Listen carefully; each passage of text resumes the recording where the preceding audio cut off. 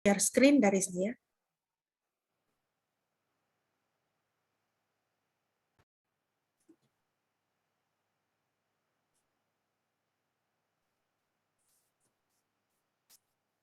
Ya, selamat pagi, selamat hari Minggu untuk kita semua. Puji nama Tuhan. Pada pagi hari ini kita boleh berkumpul bersama, kita mau beribadah kepada Tuhan di hari yang baru yang Tuhan berikan kepada kita. Bapak Ibu yang dikasihi Tuhan, mari kita bersama-sama menaikkan pujian bagi Tuhan dari Nafiri Rohani nomor 15. Dengan pujian ini kita mau bersama-sama memuji Tuhan. Aku puji Tuhanku, Tuhanlah yang berkuasa. Biarlah pagi hari ini kita memasuki ibadah kita dengan hati penuh pujian dan penyembahan kepada Tuhan. Mari kita menaikkan pujian ini bersama-sama.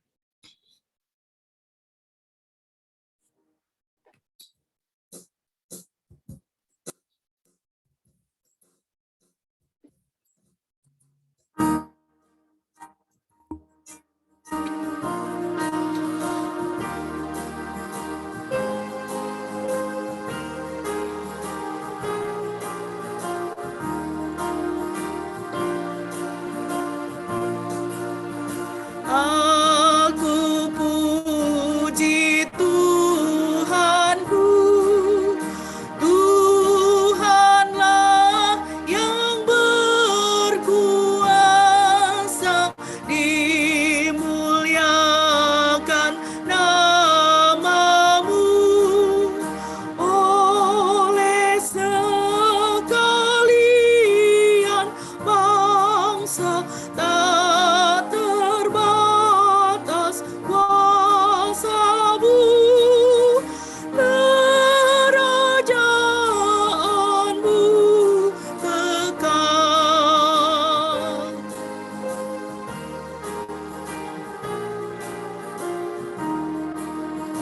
Di hadapan tahta-Mu, ku sujud dan ku bertalut. Engkau suci dan kudus, kami datang dan berseru, Kau pemandu hidupku, jalanku terang terus.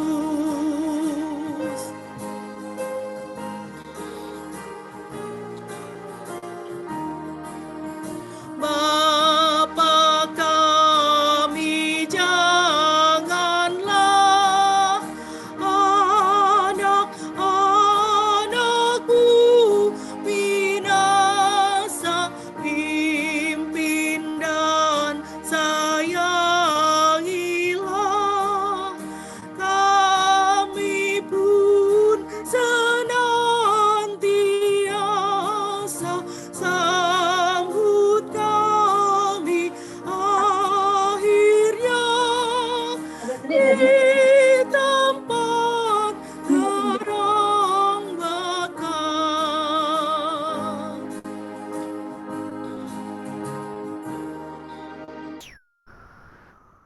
Mari kita mentabiskan ibadah kita pada pagi hari ini. Ibadah kita pada pagi hari ini hanya boleh jadi di dalam nama Tuhan Tritunggal yang Kudus, Bapa, Putra, dan Roh Kudus. Kasih karunia-Nya menyertai kita sekalian. Haleluya.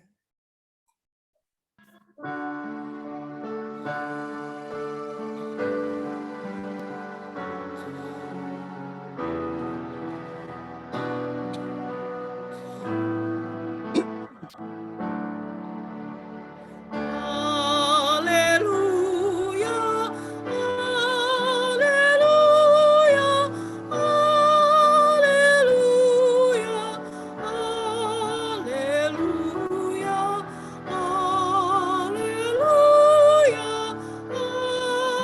amin, amin, amin. Firman Tuhan yang menjadi nats pembimbing kita pada pagi hari ini terambil dari Ayub pasal 42 ayat yang kedua. Demikianlah firman Tuhan. Aku mengetahui bahwa Engkau dapat melakukan segala sesuatu dan tidak ada rencanamu yang gagal.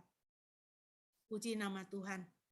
Bapak Ibu, Ayub mengalami begitu banyak hal di dalam kehidupannya yang membuat dia sangat jatuh, sangat terpuruk, sangat down. Dan dia mempunyai pergumulan dengan Tuhan. Di akhir dari setiap pergumulannya, pergumulan kehidupannya, dan pergumulan dia akan Tuhan. Kalimat ini diucapkan oleh Ayub. Aku mengetahui bahwa Engkau dapat melakukan segala sesuatu dan tidak ada rencanamu yang gagal. Bapak Ibu, biarlah pengetahuan, pengakuan Ayub ini akan Tuhan menjadi bagian di dalam kehidupan kita. Pengakuan bahwa di dalam segala sesuatu yang kita alami di dalam kehidupan kita, bahwa Tuhan berkuasa dan Tuhan berdaulat. Dia dapat melakukan segala sesuatu, dan tidak ada rencana Tuhan yang gagal. Jika Tuhan menjanjikan kepada kita rancangan damai sejahtera, rancangan kehidupan, rancangan berkat, maka rancangan Tuhan tidak akan gagal. Biarlah hati kita dipenuhi dengan sukacita dan ucapan syukur. Bapak Ibu, mari kita kembali memuji Tuhan.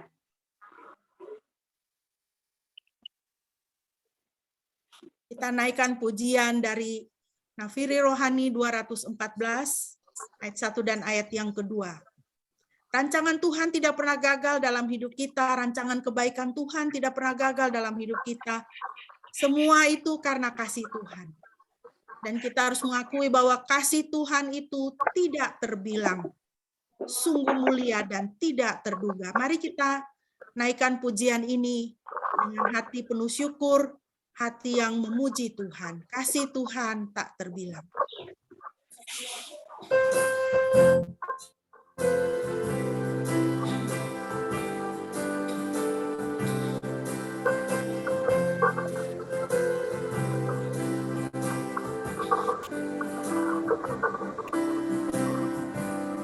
Kasih Tuhan tak terbilang, sungguh mulia, tak terduga, melebihi tinggi bintang dan maut pun dikalahkan. Bapa beri putranya yang tersesat, dicarinya dosa diampuni. Oh, kasih Tuhan yang limpah dan maha mulia, kasih yang kekal selamanya, jadi nyanyian surga.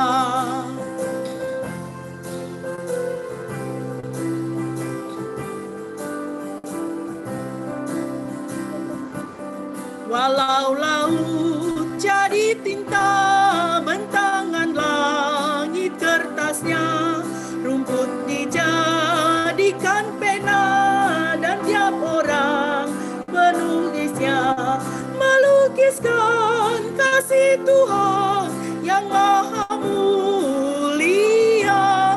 Langit tak dapat mengisah akan kasih Bapa. Oh, kasih Bapa yang limpah dan maha mulia, kasih yang kekal sama di nyanyian surga. Oh, kasih Tuhan yang limpah dan maha mulia, kasih yang kekal samanya, jadi nyanyian surga.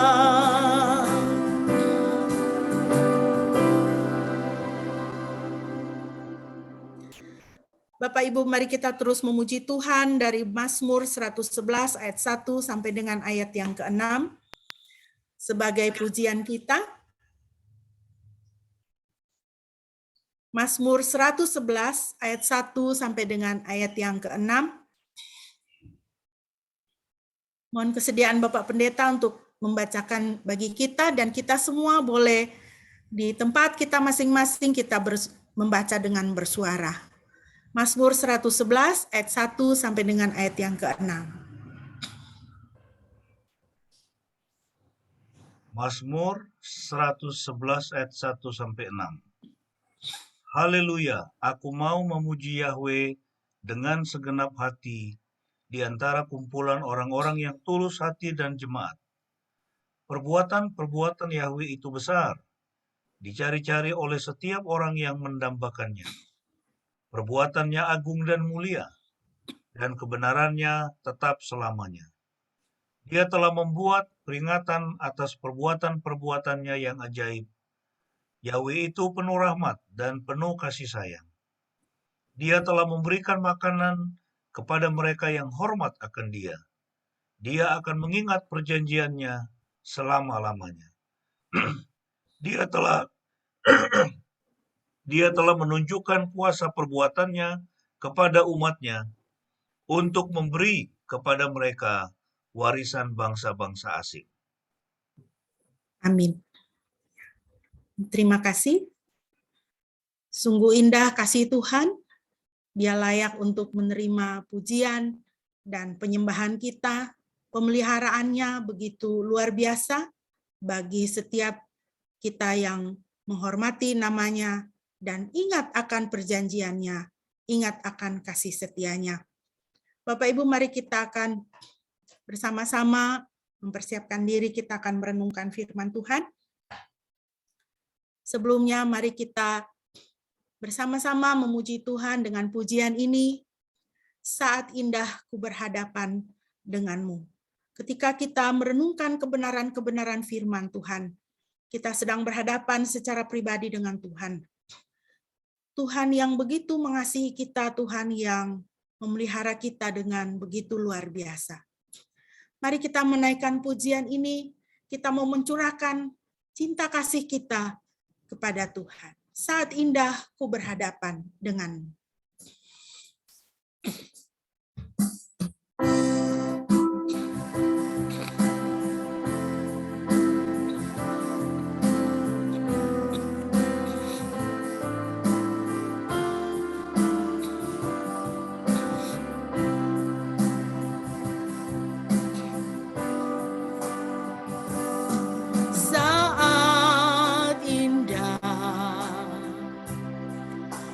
Berhadapan denganmu,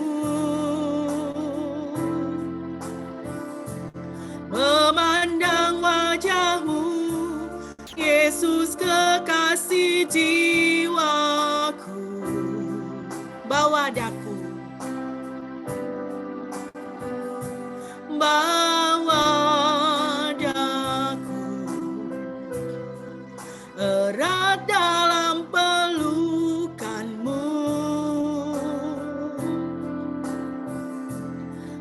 menikmati kasih dan indahnya hadirat-Mu. Hadirat-Mu Tuhan, hadirat-Mu Tuhan, ku rasakan kekudusan-Mu.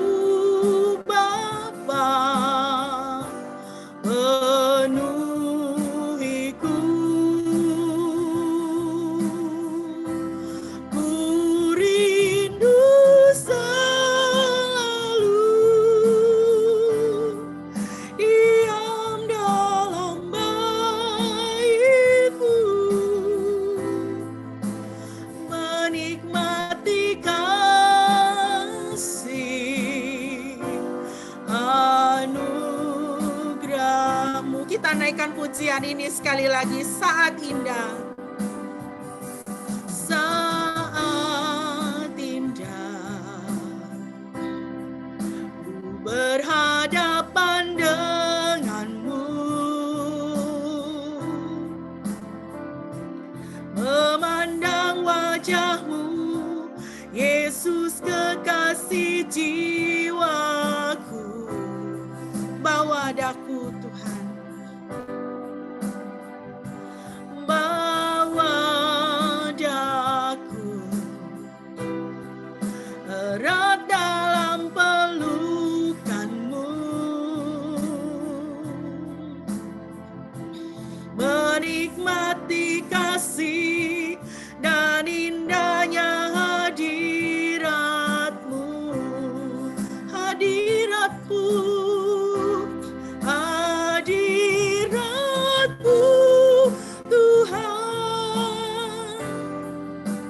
Ku rasakan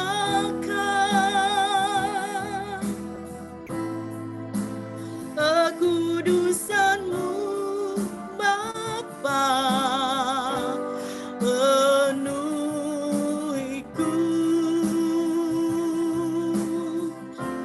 Ku rindu selalu diam dalam bait-Mu, menikmati kasih anugerah-Mu, hadirat-Mu, hadirat-Mu, Tuhan. Ku rasakan kekudusan-Mu, Bapa, penuhiku.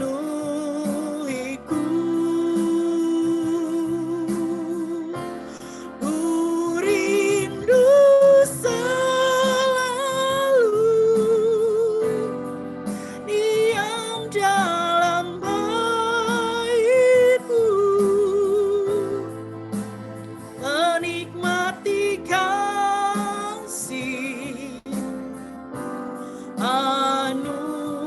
anugerah-Mu, menikmati kasih anugerah-Mu, menikmati kasih anugerah-Mu, menikmati kasih anugerah-Mu, menikmati kasih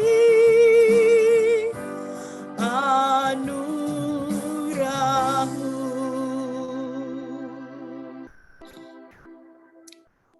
Haleluya. Bapak Ibu, pembacaan firman Tuhan bagi kita pada pagi hari ini terambil dari Injil Matius pasalnya yang ketiga. Matius pasal 3 ayat 13 sampai dengan ayat 17.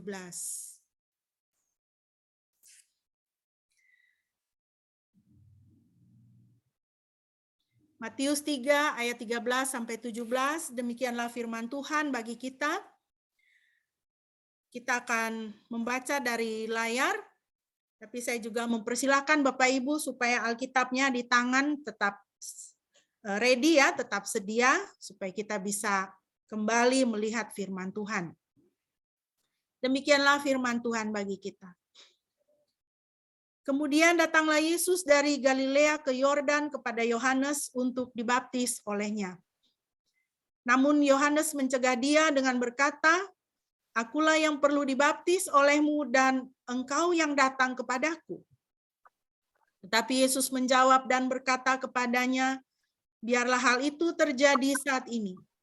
Karena demikianlah seharusnya kita menggenapi seluruh kebenaran." Maka ia pun menurutinya. Sesudah dibaptis, Yesus segera keluar dari air. Maka tampaklah langit terbuka baginya dan dia melihat Roh Elohim turun bagaikan seekor merpati yang datang ke atasnya. Dan satu suara dari surga berkata, "Inilah putraku yang terkasih, kepadanya lah aku berkenan." Demikianlah firman Tuhan bagi kita. Yang berbahagia adalah setiap kita yang menjadi pelaku firman Tuhan. Amin. Bapak Ibu, berdasarkan perikop yang kita baca dari Matius 3 ayat 13 sampai 17, perenungan firman Tuhan pada pagi hari ini saya beri tema yaitu makna penyataan Tuhan. Bapak Ibu, pada hari ini, hari Minggu, kita memasuki minggu yang keempat di dalam masa raya Epifania. Kembali saya mengingatkan bahwa masa raya Epifania adalah memperingati penyataan Tuhan atau teofani kepada manusia melalui firman dan karyanya. Masa raya Epifania ini dimulai pada tanggal 6 Januari yang diawali dengan kunjungan para majusi kepada bayi Yesus. Tuhan menyatakan dirinya kepada bangsa-bangsa di luar bangsa Yahudi, yang berarti Tuhan menyatakan dirinya kepada seluruh umat manusia bahwa keselamatan itu bukan hanya bagi bangsa Yahudi, tetapi bagi seluruh umat manusia. Semua manusia yang ada di dunia ini, Tuhan menyatakan dirinya. Bapak Ibu, di dalam pembacaan kita dalam Matius 3 ayat 13-17 tadi, kita membaca satu peristiwa di mana Tuhan Yesus dibaptis. Saya tidak akan menyoroti perihal pembaptisan itu, tetapi melalui peristiwa pembaptisan Yesus ini, kita melihat di sini ini adalah satu bentuk penyataan Tuhan kepada manusia. Di dalam pembaptisan Yesus, kita bisa melihat bahwa Tuhan Tritunggal serempak menampakkan diri kepada manusia. Bapa, Putra, dan Roh Kudus. Ya. Ketika Yesus dibaptis, terdengarlah, kita melihat di dalam Alkitab, dan sesudah ayat 16, dan sesudah dibaptis, Yesus segera keluar dari air, dan lihatlah langit terbuka baginya, dan dia melihat Roh Elohim sedang turun bagaikan seekor burung merpati dan datang ke atasnya. Dan perhatikanlah suatu suara dari surga yang mengatakan, inilah putraku yang terkasih, kepadanya lah aku berkenan. Jadi Bapak Ibu, di sini kita bisa melihat Tuhan Tritunggal secara serempak menampakkan diri kepada manusia. Bapa, Putra, dan Roh Kudus. Kalau kita berbicara mengenai Tritunggal, yang merupakan asas iman kita, Tritunggal itu bukan doktrin pengajaran manusia. Kalau berdasarkan perikop ini, Alkitab sendiri mengatakan bahwa Tritunggal itu adalah penyataan diri Tuhan sendiri kepada manusia. Itu adalah cara yang Tuhan gunakan untuk menyatakan dirinya kepada manusia. Untuk memperkenalkan dia, bahwa dia adalah Putra, Bapa, dan Roh Kudus. Dalam peristiwa pembaptisan Yesus, kita melihat the wholeness of the Godhead dinyatakan kepada manusia. Jadi, keutuhan hakikat daripada Tuhan itu sendiri, itu dinyatakan kepada manusia. Peristiwa ini sendiri merupakan satu anugerah yang luar biasa, ya. Satu anugerah yang luar biasa yang diberikan Tuhan sendiri kepada manusia, bahwa Tuhan memperkenalkan dirinya secara utuh kepada manusia. Ya. Nah, Bapak Ibu, bagaimana kita bisa memahaminya? Di dalam Perjanjian Lama, kalau kita membaca Ulangan 6 ayat 4 yang dikenal sebagai Shema atau pengakuan iman, di situ dikatakan, dengarkanlah hai Israel, Yahweh Elohim kita, Yahweh itu Esa. Sedangkan dalam Perjanjian Baru yang kita baca tadi dalam Matius 3, 16-17, kita melihat di situ, dan sesudah dibaptis, Yesus segera keluar dari air, dan tampaklah langit terbuka baginya, dan dia melihat Roh Elohim sedang turun bagaikan seekor burung merpati dan datang kepadanya. Dan perhatikanlah suatu suara dari surga yang mengatakan, inilah putraku yang terkasih, kepadanya lah aku berkenan. Di dalam Perjanjian Lama dikatakan Yahweh itu Esa, Tuhan itu Esa, Tuhan itu satu. Tetapi kita membaca di sini ada Bapa, Putra, dan Roh Kudus. Bagaimana kita bisa memahami hal ini. Tidak banyak sekali orang Kristen yang masih mempunyai pergumulan soal ini, sehingga kemudian jatuh kepada pemikiran sepertinya kok Tuhan di Perjanjian Lama sama Tuhan di Perjanjian Baru itu kok lain ya, beda ya, begitu ya. Sepertinya Tuhan Yahweh di Perjanjian Lama itu Tuhan yang galak ya, Tuhan yang pemarah, Tuhan yang murka ya. Kalau suruh Israel perang itu perang sampai musnahkan semua, habis gitu ya. Tapi di Perjanjian Baru di situ kita menonjol, di situ ada Yesus, ada Roh Kudus di situ ya. Dan di dalam pembaptisan Yesus di situ kita melihat Bapa pun di situ menyatakan dirinya. Ya. Nah, saya tidak sedang mau memberi kuliah tentang Tritunggal kepada kita, tetapi kita akan melihat beberapa hal saja, sederhana saja, ya. Apakah memang Tuhan di dalam Perjanjian Lama itu memang berbeda dengan Tuhan di dalam Perjanjian Baru? Tidak demikian, Bapak Ibu ya. Saya hanya ingin menolong kita untuk sedikit memahami dan lebih kepada ketika Tuhan menyatakan dirinya secara utuh kepada manusia, Bapa, Putra, dan Roh Kudus itu makna penyataan Tuhan bagi kita itu apa? Maknanya itu apa? Ya. Bagaimana kita memahaminya? Ya, next. Yang pertama Bapak Ibu adalah kita memahami, ya, kita memahami Tritunggal ini, hakikat Tuhan ini dengan iman.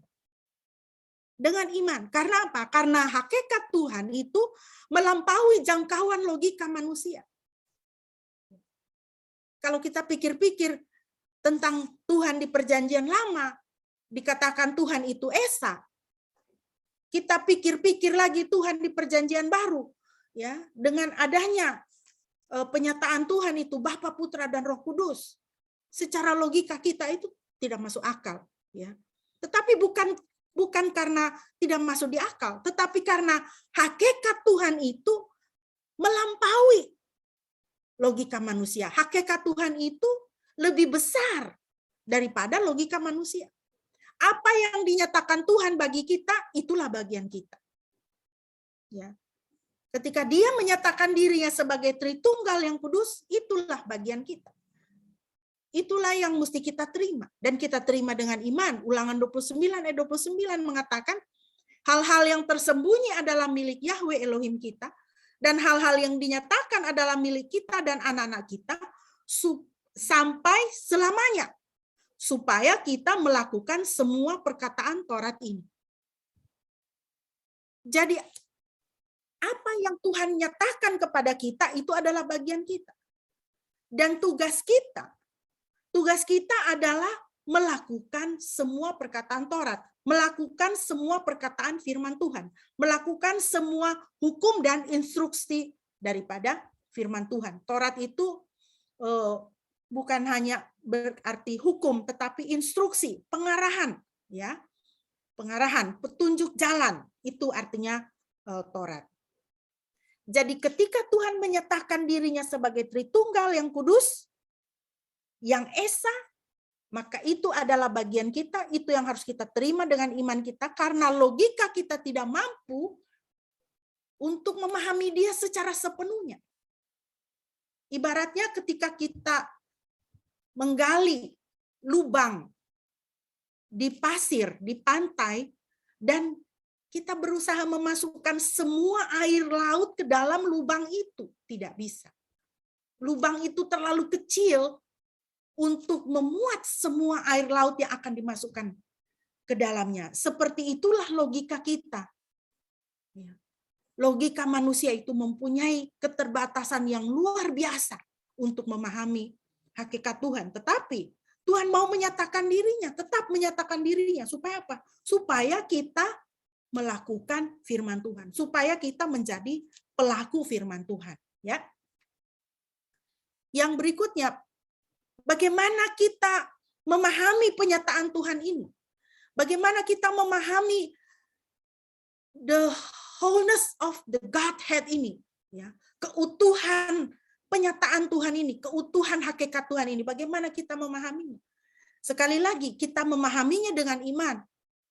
Penyataan iman merupakan pengakuan bahwa Tuhan itu maha. Ketika kita datang kepada Tuhan dan kita katakan kita mengakui Dia, kita menerima Dia dengan iman, kita mengimani penyataan dirinya di dalam kehidupan kita, bukan berarti bukan berarti kita berada pada titik rendah ya sudahlah, memang tidak ada cara yang lain, tapi memang itu adalah satu pengakuan kita sebagai manusia akan kedaulatan Tuhan, pengakuan kita sebagai manusia bahwa Tuhan itu maha, ya, melampaui, ya, mengatasi nalar manusia. Pemahaman akan hakikat Tuhan itu mengatasi nalar manusia. Di situ ada satu sikap kerendahan hati kita di hadapan Tuhan, bahwa Tuhan itu maha. Maka jika hakikat Tuhan dapat didefinisikan dengan logika manusia, ia tidak dapat menjadi Tuhan. Ya, kalau Tuhan itu bisa kita definisikan dengan logika kita, bisa kita muat, hakikat Tuhan itu bisa kita muat di dalam logika kita, manusia yang terbatas ini. Dia tidak bisa menjadi Tuhan karena dia tidak maha lagi, ya kan? Dia tidak melampaui lagi, dia tidak mengatasi lagi segala sesuatu. Dia tidak mengatasi logika kita. Dia bisa dikecilkan di dalam logika kita, dia bisa dimuat di dalam logika pikiran kita, maka dia tidak dapat menjadi Tuhan. Dia pasti bukan Tuhan kalau kita bisa mendefinisikan dia, ya. Selanjutnya, Bapak Ibu, kalau Bapak Ibu mempelajari Mazmur 73, saya mengajak Bapak Ibu merenungkan Mazmur 73.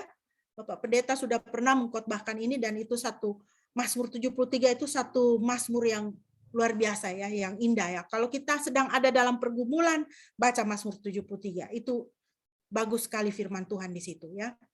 Nah, Mazmur 73 itu berbicara mengenai pergumulan pemazmur, soal kejayaan orang fasik.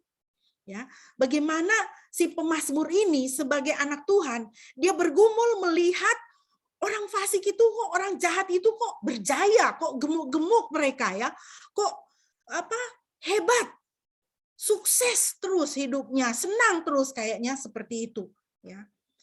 Dan itu menjadi pergumulan, mendatangkan pergumulan di dalam hidupnya.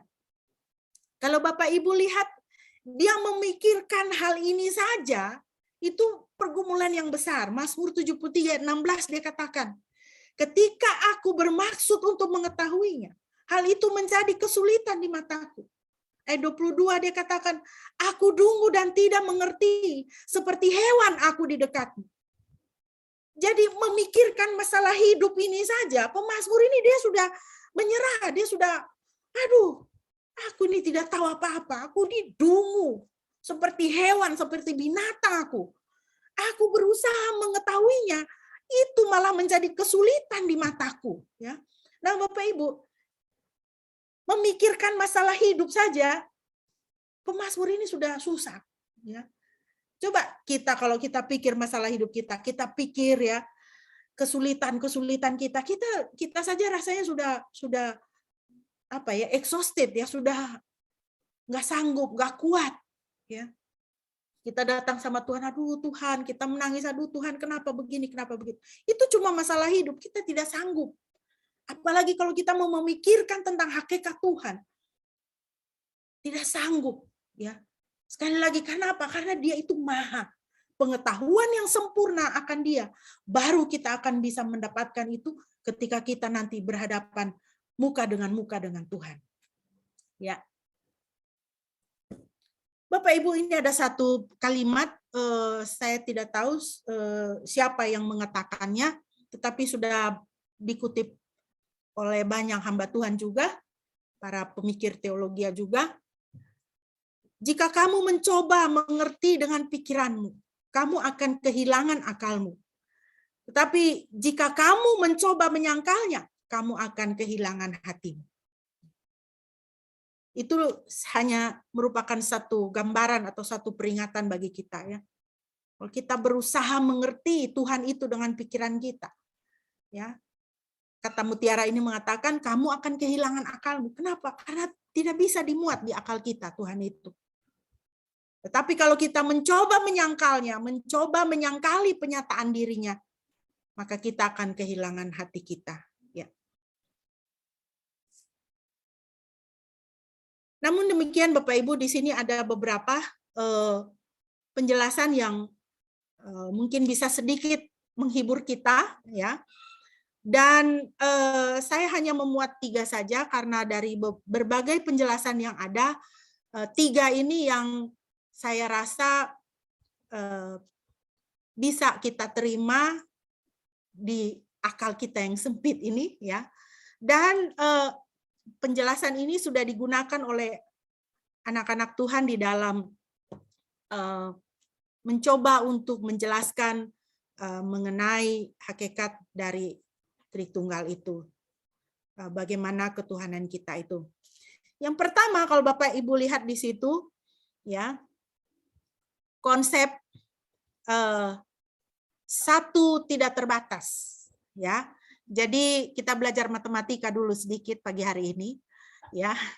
Itu kalau Bapak Ibu lihat itu angka 8 yang tidur, itu adalah lambang matematika untuk satu tidak terbatas. Ya. Bisa disebut tak hingga, tak terhingga. Nah, begitu ya. Jadi selama ini kepada kita dituduhkan adalah 1 ditambah 1 ditambah 1 sama dengan 3.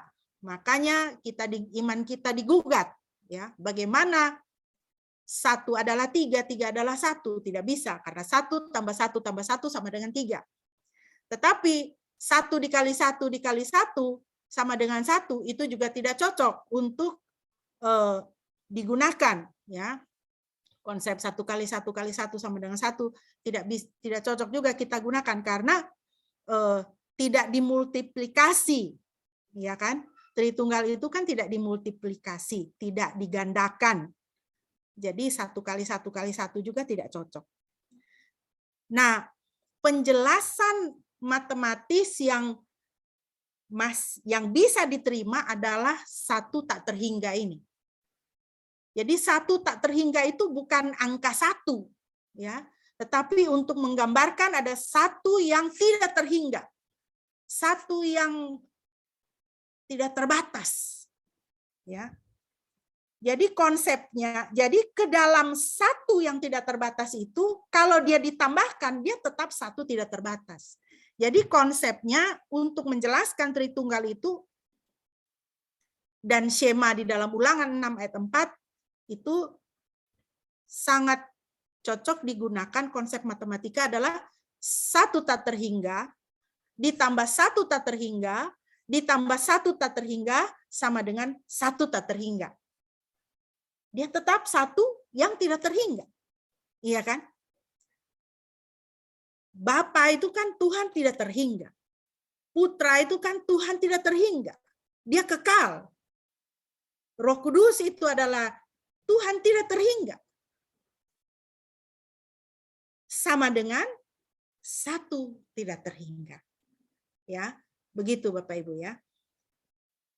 Mungkin perlu dipikir agak sedikit lebih lama ya, karena ini agak berat ya. Nah, konsep yang kedua sebagai penjelasan itu orang mencoba menjelaskan dengan konsep keluarga.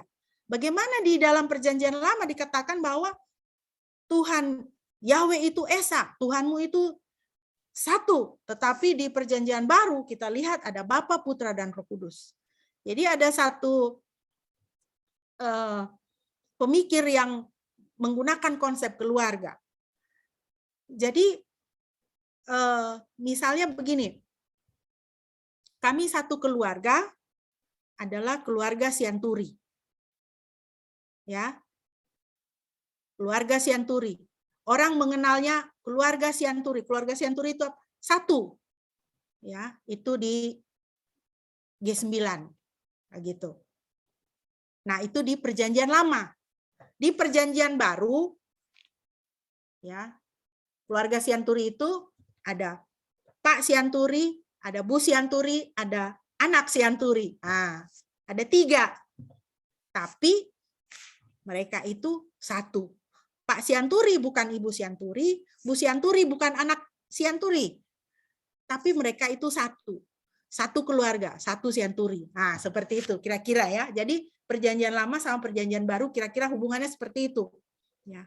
Satu Tuhan dikenal di Perjanjian Lama. Tuhan namanya Tuhan Yahweh. Di Perjanjian Baru Tuhan Yahweh itu Bapa, Putra, dan Roh Kudus. 3, 1. Ya. Sebenarnya lebih mudah lagi Bapak Ibu kalau kita memahami, kita melihat kepada diri kita sendiri sebagai manusia. Manusia itu sebenarnya adalah Tritunggal, karena manusia itu diciptakan oleh Tuhan menurut gambar dan rupa Tuhan sendiri. Kalau Tuhan itu adalah Tuhan Tritunggal, maka manusia menjadi makhluk Tritunggal. Ya, sesuai dengan gambaran Tuhan. Kita bisa lihat dari mana manusia itu adalah makhluk Tritunggal, tubuh, karena manusia itu tubuh, jiwa, dan roh. 1 Tesalonika 5 ayat 23, firman Tuhan katakan, dan Elohim damai sejahtera dia sendiri kiranya menguduskan kamu sepenuhnya, dan segenap roh dan jiwa dan tubuhmu kiranya terpelihara tanpa celah pada saat kedatangan Tuhan kita, Yesus Kristus. Elohim damai sejahtera menguduskan kamu sepenuhnya, segenap roh, jiwa, dan tubuh. Tritunggal, manusia sebagai Tritunggal, bayangan dari Tuhan Tritunggal itu sendiri. Ya. Nah, Bapak Ibu, yang penting bagi kita adalah apa makna penyataan Tuhan bagi kita. Yang pertama tentunya, dengan adanya penyataan Tuhan ini, kekristenan adalah agama wahyu.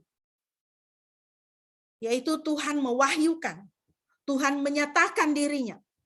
Yaitu Tuhan sendiri yang berinisiatif untuk menyatakan diri seutuhnya kepada manusia. Jadi, agama wahyu di sini yang dimaksudkan bukan sekedar bahwa para nabi itu dia menerima firman. Dari surga itu ada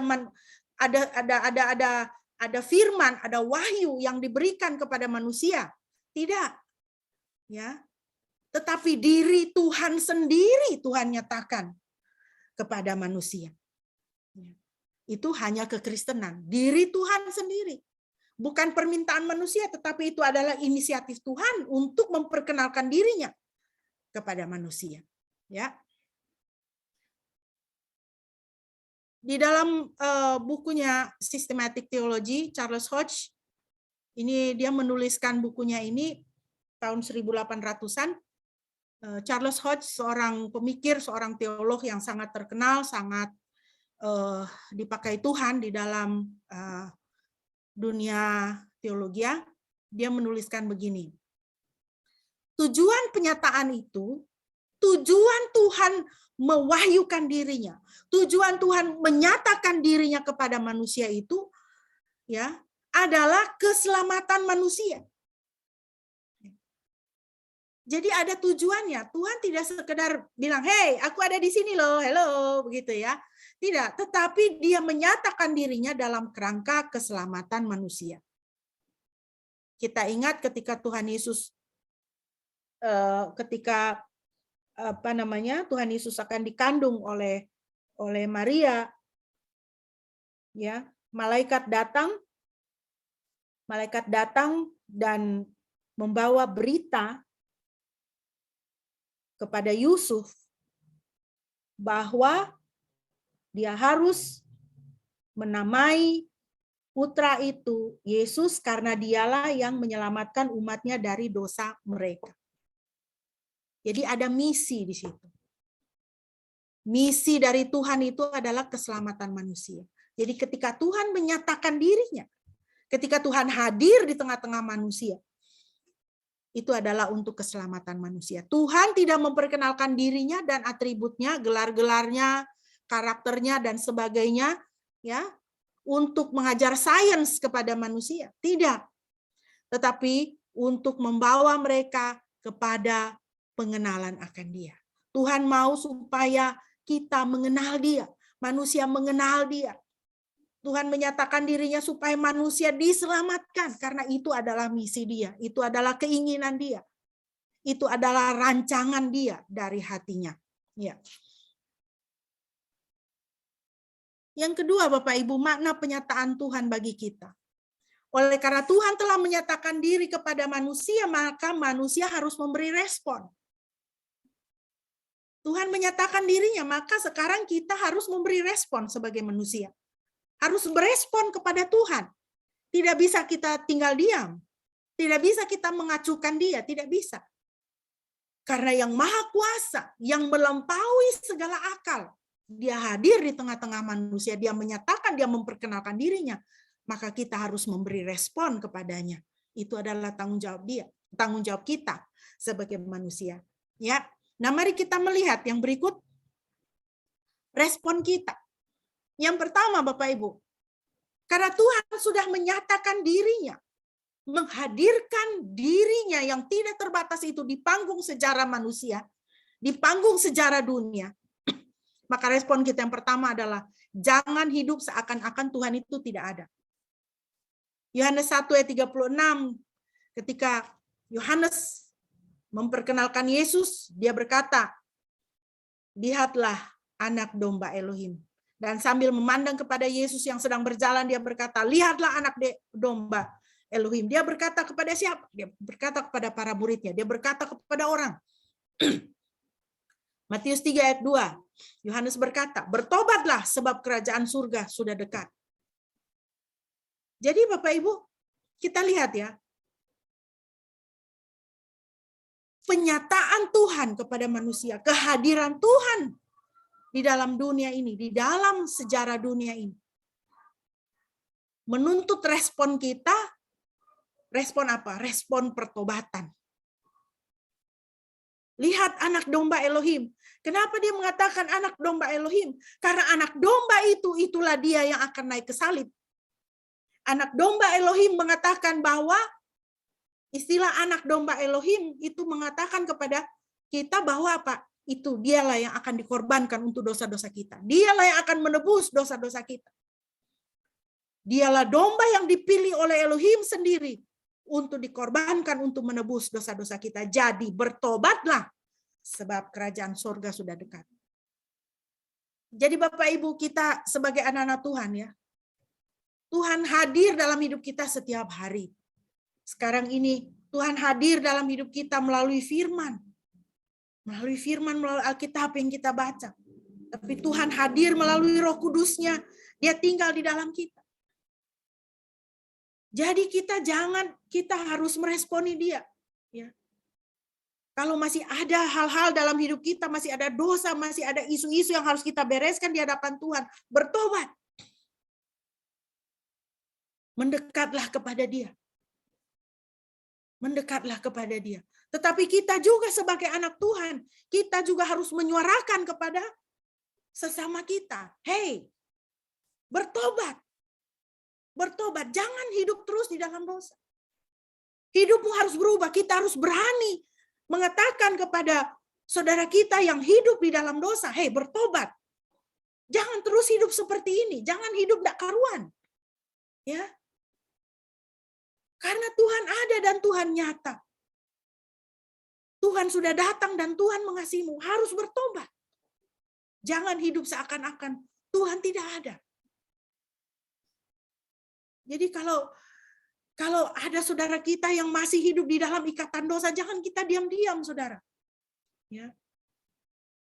Jangan kita diam-diam, tapi kita harus sampaikan kepadanya supaya dia bertobat, supaya dia berpaling mencari Tuhan.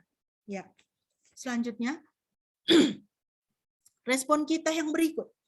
Kalau Tuhan sudah menyatakan diri kepada kita, kita harus memiliki kerinduan untuk mengenal Tuhan. Filipi 3 ayat 10-11. Yang ku kehendaki ialah mengenal Dia dan kuasa kebangkitannya dan persekutuan dalam penderitaannya di mana aku menjadi serupa dengan Dia dalam kematiannya, supaya aku akhirnya beroleh kebangkitan dari antara orang mati. Ini adalah kerinduan daripada Rasul Paulus. Rasul Paulus sebagai hamba Tuhan, dia mempunyai kerinduan untuk semakin mengenal Tuhan, semakin mengenal Tuhan. Itulah yang dia kehendaki. Biarlah kita mempunyai kerinduan yang sama.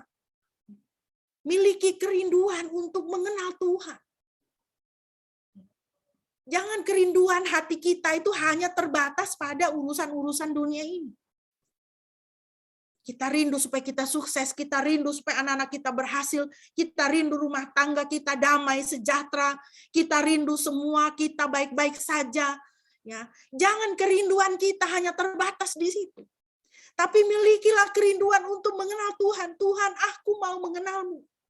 Mengenalmu dengan lebih dalam lagi setiap hari di dalam kehidupanku. Seperti yang dinyatakan oleh Rasul Paulus ini. Selanjutnya, respon kita yang selanjutnya, saudara. Ketika Tuhan sudah menyatakan dirinya kepada manusia, Tuhan sudah menyatakan dirinya hadir di tengah-tengah panggung sejarah dunia ini, maka respon kita haruslah memberi penyembahan dan penghormatan kepada Tuhan. Efesus 1 ayat 3 dan 13. Terberkatilah Elohim dan Bapa Tuhan kita Yesus Kristus, yang telah memberkati kita dengan segala berkat rohani di alam semesta, di dalam Kristus. Oh, luar biasa ya, Bapak Ibu. Tuhan sudah memberkati kita dengan segala berkat rohani di alam semesta di dalam Kristus. Di dalam Dia kamu juga, setelah mendengar firman kebenaran, yaitu Injil keselamatanmu, di dalam Dia juga kamu yang percaya telah dimeteraikan dengan roh perjanjian yang kudus. Maka kita harus memberi penyembahan dan penghormatan kita kepada Tuhan. Ya. Selanjutnya, mari kita menyembah dan menghormati Tuhan. Karena penyataan dirinya kepada manusia adalah bukti betapa kita berharga bagi Tuhan. Bapak Ibu, ketika saya merenungkan hal ini ya, waduh luar biasa Tuhan itu. Dia mau datang ke dalam dunia, dia mau menyatakan dirinya kepada manusia. Dia mau menyatakan kepenuhannya, keutuhan dirinya, keutuhan hakikatnya di dalam panggung sejarah manusia. Dia masuk ke dalam waktu dan ruang. Dia yang mengatasi ruang dan waktu, dia masuk ke dalam ruang dan waktu. Buat apa dia melakukan hal itu? Tidak ada lain penjelasan Bapak Ibu, hanya dia lakukan itu karena kita berharga baginya. Kita yang cuma debu, yang hari ini ada, besok tidak ada. Kita berharga bagi Tuhan, sehingga Tuhan mau datang untuk kita. Tuhan mau memperkenalkan dirinya untuk kita. Yesaya 43 ayat 4. Oleh karena engkau berharga di mataku dan mulia, dan aku ini mengasihi engkau, maka aku memberikan manusia sebagai gantimu dan bangsa-bangsa sebagai ganti nyawamu. Bapak Ibu, kita ada dalam situasi seperti apa?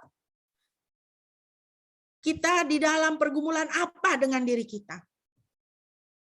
Dengan kebenaran firman Tuhan ini. Jangan kita menganggap rendah lagi diri kita. Jangan kita anak Tuhan itu punya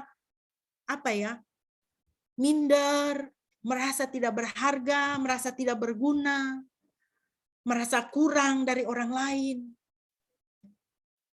Jangan kita mempunyai perasaan itu lagi dalam hati kita.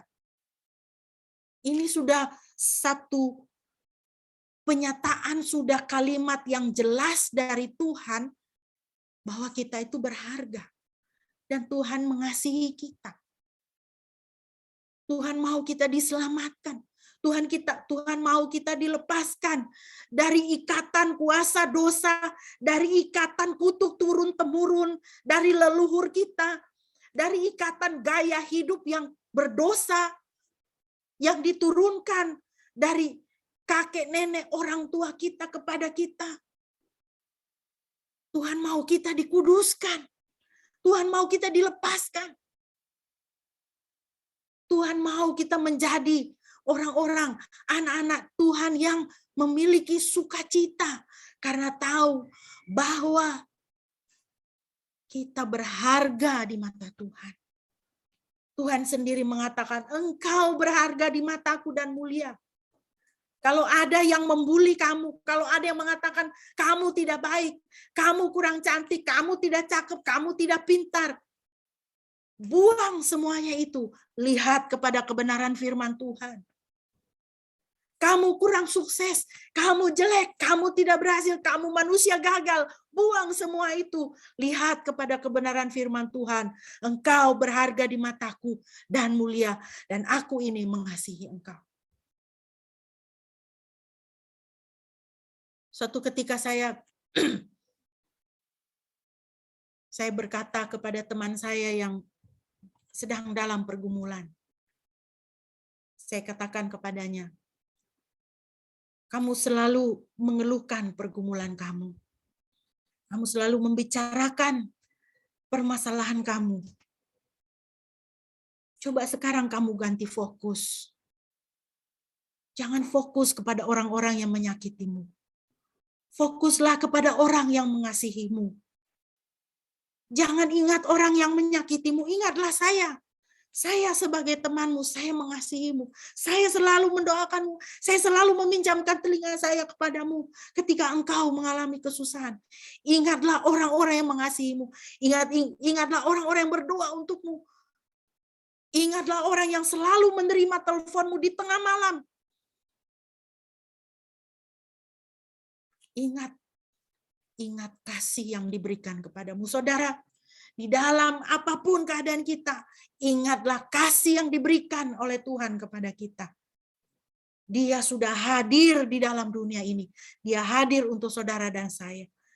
Karena saudara dan saya, kita berharga di mata Tuhan. Responi Tuhan dengan penyembahan. Responi Tuhan dengan pujian. Responi Tuhan dengan menaikkan dagumu, naikkan lehermu, busungkan dadamu dan katakan, aku anak raja. Responi Tuhan dengan hati yang bangga kepada Tuhan. Jangan fokus kepada dunia ini yang merendahkan dan menjatuhkan. Responi Tuhan dengan meningkatkan kekudusan hidupmu. Responi dia dengan penyembahan. Responi dia dengan menyuarakan Injil, menyuarakan berita sukacita. Responi dia dengan menyampaikan suara kenabian kepada sesamamu. Hei, bertobat. Hei, Tuhan mengasihimu. Hei, berpaling dari jalanmu yang sesat dan sia-sia. Ya. Bapak Ibu, mari kita mengakhiri perenungan kita dengan menaikkan pujian ini. Seperti Bapa sayang kepada anaknya, biarlah pujian ini kembali mengingatkan kita dan akan selalu mengingatkan kita betapa Tuhan sayang kepada kita. Sehingga dia mau menyatakan dirinya, mau memperkenalkan siapa dia di dalam kehidupan kita. Mari kita naikkan pujian ini bersama-sama. Kita naikkan dengan hati penyembahan kepada Tuhan. Sebagai doa kita di hadapan Tuhan dan sebagai penyerahan ungkapan cinta kasih kita kepada Tuhan yang sungguh mengasihi kita.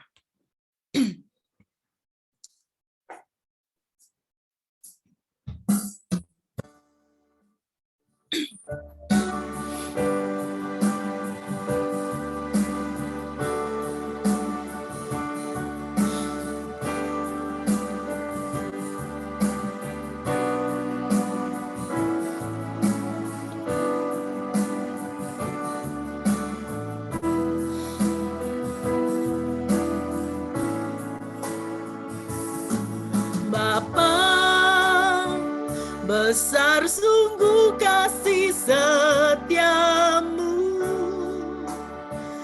nyata sungguh perlindunganmu, tak satu kuasa mampu pisahkan aku dari kasih-Mu. Bapa, ajarku selalu hormati-Mu, ajarku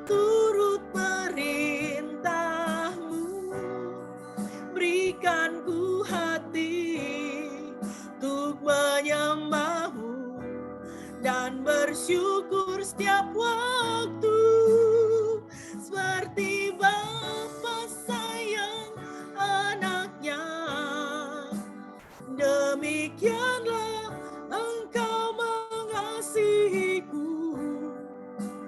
Kau jadikan biji mata-Mu, Kau berikan semua yang ada padamu, seperti Bapa sayang anaknya, demikianlah Kau menuntun langkahku. Hari depan indah Kau beri, rancangan-Mu yang terbaik bagiku. Kita nyanyikan pujian ini sekali lagi. Bapa, sungguh besar kasih setia-Mu. Dari awal, Bapa, besar sungguh kasih setia-Mu, nyata sungguh perlindungan-Mu, tak satu kuasa mampu pisahkan aku dari kasih-Mu. Bapa, ajarku selalu hormati-Mu, ajarku turut perintah-Mu, berikan ku hati untuk menyembah-Mu dan bersyukur setiap waktu, seperti Bapa sayang anaknya, demikianlah Engkau mengasihiku. Kau jadikan biji mata-Mu, Kau berikan semua yang ada padamu, seperti Bapa sayang anaknya, demikianlah Kau menuntun langkahku. Hari depan indah Kau beri, rancangan-Mu yang terbaik bagiku. Hari depan indah Kau beri, rancangan-Mu yang terbaik bagiku. Musik tetap mainkan pujian ini. Haleluya Yesus, kami bersyukur padamu. Yesus, terima kasih Kau hadir di hidup kami. Kau nyatakan diri-Mu Tuhan, Kau perkenalkan jalan-Mu Tuhan, terpujilah Engkau. Haleluya, haleluya, Yesus, Kau termanis, Kau terindah. Yesus, kami puji, kami muliakan, seperti Bapa sayang anaknya, seperti Bapa sayang anaknya, demikianlah Engkau mengasihiku. Kau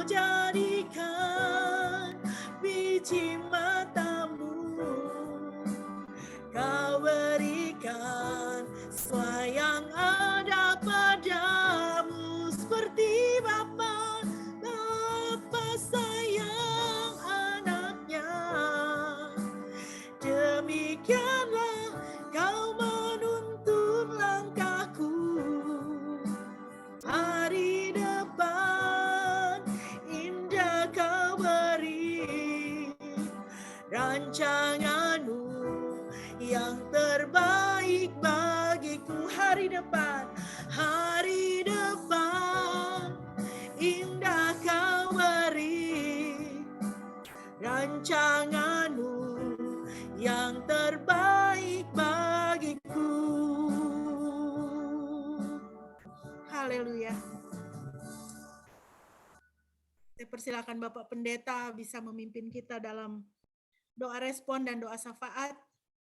Kita berdoa untuk saudara-saudara kita yang sedang dalam kelemahan tubuh, dan kita berdoa untuk kita mengucap syukur untuk anak-anak kita, saudara-saudara kita yang sudah Tuhan sembuhkan dari kelemahan tubuh, sakit penyakit.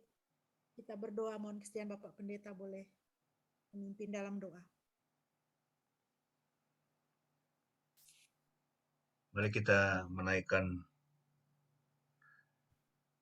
Ya mungkin ada lagi yang lain yang mengalami kelemahan tubuh atau ada pokok doa yang khusus ingin didoakan. Ebi juga lagi demam, Bu Debi juga ya, sama Tiara kita dengar lagi demam. Ada lagi yang membutuhkan untuk didoakan dari Bu Metan, Opa Effendi. Tidak, Boksu. Oke. Baik, kalau tidak ada, kita akan menaikkan doa syafaat kita. Tuhan, kami bersyukur atas firman-Mu pada pagi ini yang menjelaskan kepada kami hakikat dari pernyataan-Mu, dan juga tujuan dari pernyataan-Mu adalah supaya kami boleh mengenal Tuhan yang sejati, mengenal Tuhan pencipta yang benar, dan boleh terhubung dengannya, dan mengalami berkat keselamatan yang Tuhan sudah berikan dengan cuma-cuma melalui Yesus Kristus, Putra-Mu yang tunggal. Terima kasih Tuhan, kami diingatkan betapa Engkau sangat mengasihi kami, seperti seorang bapa yang sayang kepada anak-anaknya. Terima kasih ya Tuhan, kami bersyukur Engkau adalah Bapa kami yang baik, Engkau adalah pencipta kami yang sempurna. Kami memuji-Mu, kami menyembah-Mu, kami mengagungkan Engkau pada pagi ini. Saat ini Tuhan, kami mau menaikkan doa syafaat kami untuk setiap saudara-saudara kami yang mengalami kelemahan tubuh, untuk Bu Debi, untuk putrinya Tiara, dan juga Ebi yang sedang mengalami demam. Kami tidak tahu apa yang menyebabkan demam ini. Kami berdoa supaya Tuhan Engkau melawat mereka pada pagi ini dan menyembuhkan, mengangkat semua kelemahan tubuh mereka, dan memberikan kesembuhan yang sempurna. Kalau ada di antara kami yang sedang mengalami kelemahan tubuh, Tuhan juga kiranya menjamah dan menyembuhkan setiap kami ya Tuhan. Terima kasih Tuhan Yesus. Kami berdoa bagi pemerintah kami yang sedang mengalami situasi yang sulit oleh karena kasus COVID yang semakin meningkat akhir-akhir ini. Kami berdoa Tuhan, berikanlah hikmat kepada pemerintah kami, khususnya kepada Departemen Kesehatan, supaya mereka bisa menemukan strategi yang paling tepat bagaimana dapat mengatasi pandemi ini. Kami berdoa bagi setiap rumah sakit, bagi setiap dokter dan perawat yang sedang menangani pasien-pasien COVID di seluruh Indonesia. Kiranya Tuhan memberi hikmat, Tuhan memberikan kekuatan kepada mereka, dan Tuhan juga melindungi mereka supaya ketika mereka memberikan perawatan, mereka juga tidak terpapar dengan virus ini. Kami berdoa ya Tuhan, Engkau terus menjagai, melindungi bangsa dan negara kami dari Sabang sampai Merauke di seluruh Indonesia. Kiranya malaikat-malaikatmu Tuhan Engkau utus untuk menjaga bangsa yang besar ini, dan supaya bangsa ini juga boleh mengenal Tuhan pencipta yang benar, Yahweh Elohim Israel, yang sudah menyatakan dirinya kepada umat Israel dan yang juga sudah datang ke dalam dunia di dalam pribadi Tuhan Yesus Kristus, Sang Juru Selamat yang hidup. Terima kasih Tuhan, berkati kami semua di dalam kehidupan kami hari lepas hari. Berkati pekerjaan dari semua anak-anak-Mu di tempat ini. Tuhan, tolong supaya tahun 2022 ini boleh menjadi tahun terobosan, tahun yang penuh dengan berkat Tuhan. Kami berdoa Tuhan, Engkau memberkati pekerjaan kami, Tuhan memberkati keluarga kami, Tuhan memberkati semua studi dari anak-anak kami, mulai dari SD, SMP, SMA, bahkan di perguruan tinggi. Berkati studi mereka Tuhan, buat mereka berhasil dengan studi mereka. Berkati juga usaha kami ya Tuhan, apapun yang kami kerjakan, kiranya Tuhan terus menambah-nambahkan. Kami juga mau berdoa saat ini, kami teringat untuk Ibu Nelly Metan dalam pergumulannya di Surabaya, pergumulan usaha dan keluarga. Tuhan juga kiranya melawat Ibu Nelly Metan dan memberkati dia dengan limpah di hari-hari yang ada di depan. Terima kasih Tuhan Yesus. Berkati kami semua. Kami alaskan doa ini dengan doa Bapa kami seperti yang sudah diajarkan Tuhan Yesus kepada kami. Mari kita naikkan bersama-sama doa Bapa kami. Bapa kami yang di surga, dikuduskanlah namamu, datanglah kerajaan-Mu, jadilah kehendak-Mu di bumi seperti di surga. Berikanlah kami pada hari ini makanan kami yang secukupnya. Dan ampunilah kami akan kesalahan kami, seperti kami juga mengampuni orang yang bersalah kepada kami. Dan janganlah membawa kami ke dalam pencobaan, tetapi lepaskanlah kami daripada yang jahat, karena Engkaulah yang mempunyai kerajaan, dan kuasa, dan kemuliaan, sampai selama-lamanya. Amin.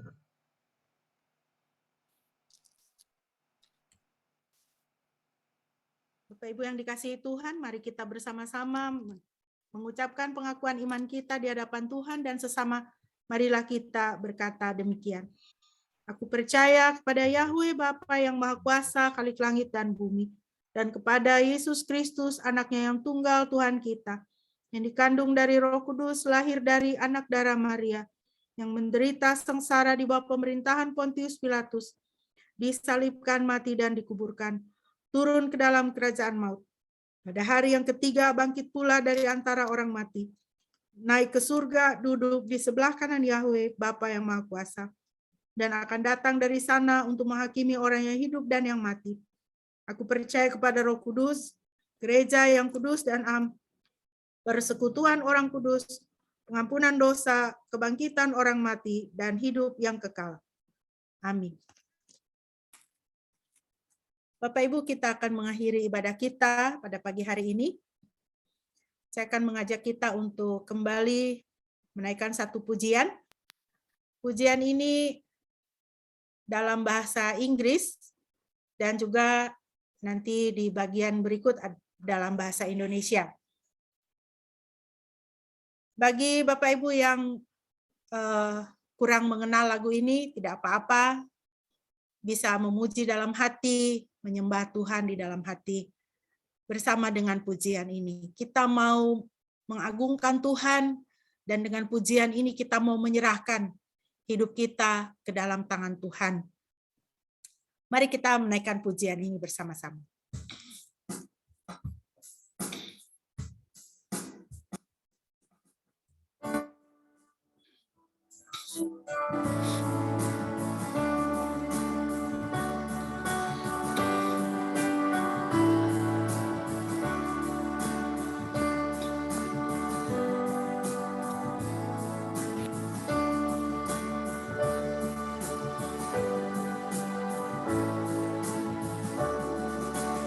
Father, I adore you. Lay my life before you. How I love you. How I love you.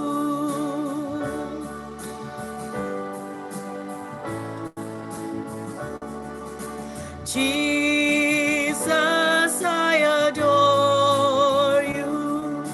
Lay my life before you. How I love you. How I love you.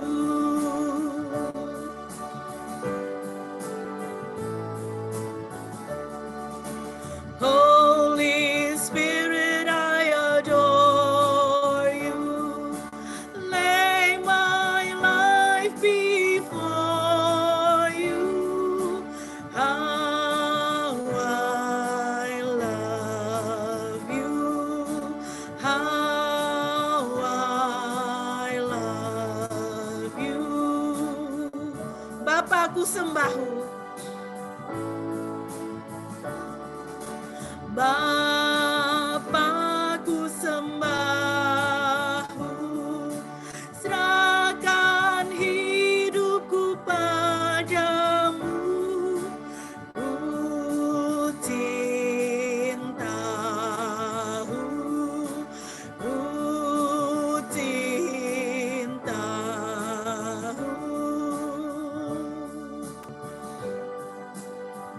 Yesus ku sembah. Yesus ku sembahmu, serahkan hidupku padamu. Ku cintamu, ku cintamu, Roh Kudus.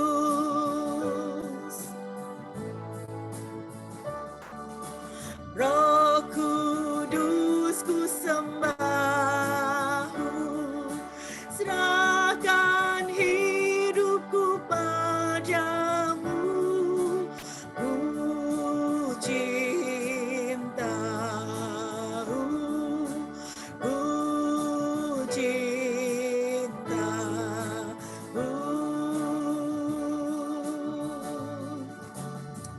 Haleluya. Kekasih-kekasih Tuhan, terimalah berkat Tuhan. Yahweh memberkati engkau dan memelihara engkau.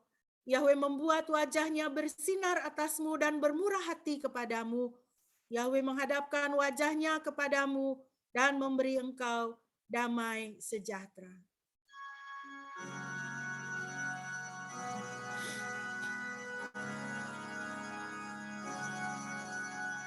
Pujilah Halik semesta,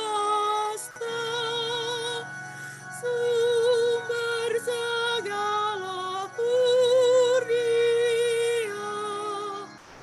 Surga dan bumi puji terus Sang Bapa, Putra, Roh Kudus.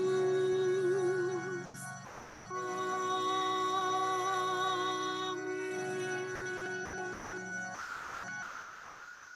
Saat teduh bagi kita.